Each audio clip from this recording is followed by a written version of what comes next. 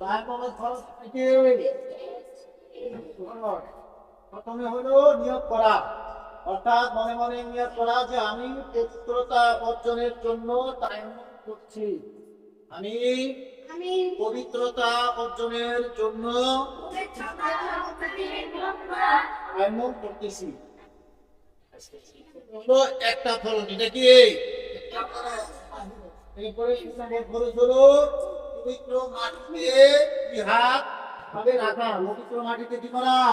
হাত রাখা। রাখার পরে একটু আগে পিছনে নেওয়া, আগে পিছনে নেওয়া।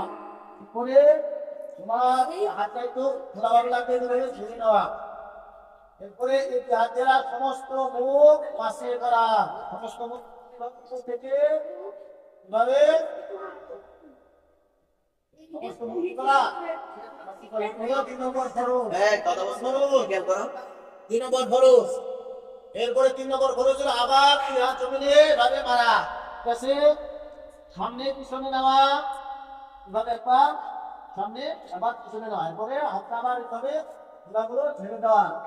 এরপরে কি করতে হবে? ডান হাত পাশে করতে হবে এভাবে, এই হাতের তালু ধরে সেই ডান হাত এভাবে এভাবে দিতে হবে। হ্যাঁ, এভাবে দিয়ে এভাবে যাবে, এভাবে গেল। হ্যাঁ, এরপর আমি হাতটা এভাবে ঘোরাবো। হ্যাঁ, এভাবে। এই আমার কি হলো? এই হাত পুরা মাসে হয়ে গেল। এরপরে বাম হাত এভাবে মাসে করে এভাবে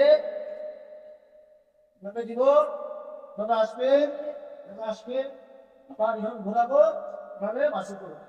আজকে আমার টাইমও হয়ে গেল। এটা হলো 3 নম্বর ফরজ। মাসে হয়ে গেল, টাইমও হয়ে গেল। এই তায়াম্মুম ওযুর বিকল্প এই তায়াম্মুম এভাবে করতে হয়। আবার গোসলের বিকল্প তায়াম্মুমও একই।